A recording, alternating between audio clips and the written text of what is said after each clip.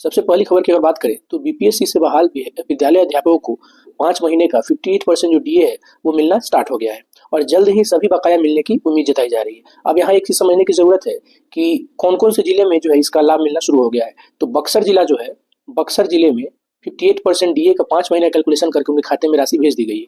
साथ ही साथ रोहतास जिला जो है वहां भी कुछ ब्लॉक में ऐसा सुनने में आ रहा है कि वहां भी 58% डीए का जो राशि है वो भेज दिया गया। चलिए इसको हम लोग कैलकुलेट करके थोड़ा सा देखते हैं और जानते हैं पूरी बातों को।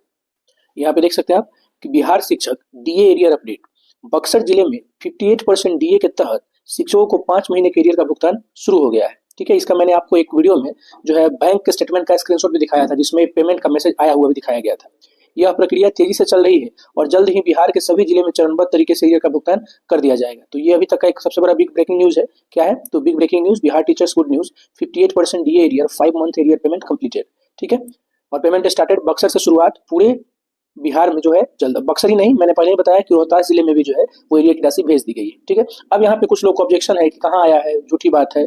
तो और उसका मैंने आपको बैंक में जो क्रेडिट का मैसेज था वो भी मैंने आपको शो किया था। ठीक है, आप जाके वीडियो में देख सकते हैं, थंबनेल में भी मैंने उसको टैग कर दिया था। अब कुछ लोग बोल रहे हैं कि ये 5 महीने का जो एरियर दिया है 11,160 रुपया, ये किस बेसिस पे दिया है? ये तो कहीं से भी 11,160 नहीं बनता है। तो दोस्तों मैं आपको कैलकुलेट करके पूरी बातें क्लियर तरीके से समझाने जा रहा हूँ। देखिए, टीआरई 3 बराबर टीजीटी है ना, टीआरई 3 टीजीटी की अगर बात की जाए तो कुछ शिक्षक साथी इसको फेक बोल रहे हैं कि 11,160 कैसे हुआ। जिनको लग रहा है फेक है उनके लिए समझिए कैसे हुआ 11,160। मैंने उसका कैलकुलेशन आपके सामने कर रखा है। पहले एक जान लीजिए कि टीजीटी का मामला था तो इनका मूल वेतन 31,000 हो रहा था और इसका 8% जो है 31,000 का 8% जो है वो 2480 रुपया, यानी 31,000 का 8% 2480 रुपया जो हुआ, ये कितने महीने के लिए हुआ? 1 महीने के लिए हुआ। अब चूंकि 5 महीने का एरियर आया है आपका, ध्यान से फिर समझिए, 31,000 का 8% चूंकि 50% से आपका 58% जो डीए मिलने वाला था, तो यहाँ मार्जिन कितने का हुआ? 8% का मार्जिन हुआ।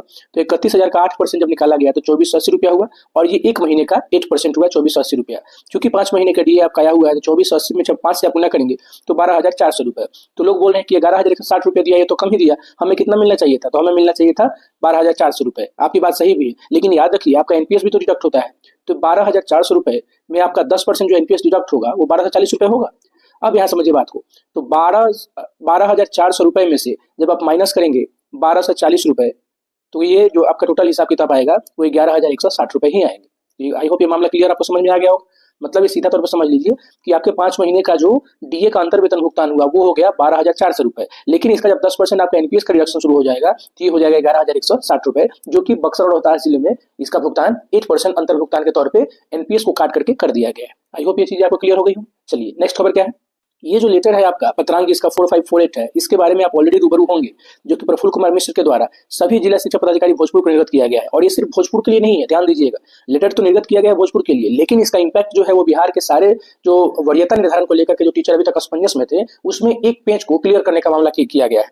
यहाँ पे इसके पूरे विषय को समझिएगा, विषय नहीं इसके पूरे डिटेल को ही समझते हैं। तो यहाँ पे देखिए, तो महाशय आप अवगत हैं कि बिहार प्रारंभिक विद्यालय प्रधान शिक्षक नियमावली 2024 के अंतर्गत प्राथमिक विद्यालय में प्रधान शिक्षक का एक पृथक संवर्ग सृजित किया गया है। प्रधान शिक्षक जो है ये बाकी जितने भी शिक्षक हैं उनसे एक अलग संवर्ग, इनको एक अलग कैडर घोषित किया गया है।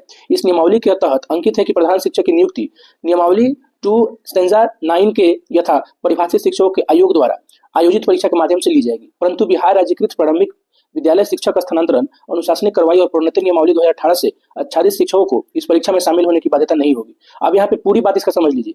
इसका सीधा तौर पे मतलब है कि अगर आपके स्कूल में प्रधान शिक्षक है, अगर वो 1 to 5 का स्कूल है और प्रधान शिक्षक वहां पे है, तो बाकी उस स्कूल में जितने भी कैडर के टीचर हैं, चाहे वो पुराने नियमित सहायक शिक्षक हो, चाहे वो नियोजित शिक्षक हो या विशिष्ट हो या टीआरई शिक्षक, विद्यालय अध्यापक या कोई भी परमानेंट टीचर हो, और स्कूल में अगर प्रधान शिक्षक हैं तो सबसे बड़ी या सबसे सीनियर मोस्ट अगर कोई होंगे तो प्रधान शिक्षक होंगे। अगर प्रधान शिक्षक नहीं है फिर वरीयता क्रम का जो लेटर निर्धारण किया गया था उसके अकॉर्डिंग आप चल सकते हैं, लेकिन सारे टीचर के होने के बावजूद अगर वहाँ प्रधान शिक्षक हैं तो 1 to 5 का प्रभार जो है हर हाल में उन्हीं को आएगा। इसमें कहीं से भी कोई संशय और डाउट्स बनने की संभावना नहीं है। तो ये भी चीजें क्लियर हो गई। चलिए नेक्स्ट खबर की तरफ बढ़ते हैं।